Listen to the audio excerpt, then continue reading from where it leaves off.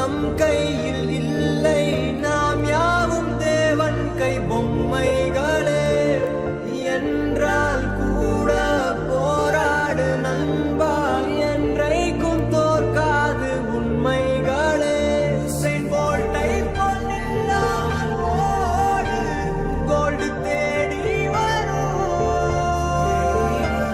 உங்கள் வாழ்வும் ஒலிம்பிக்கை போலே வேர்வை வெற்றி தரும்.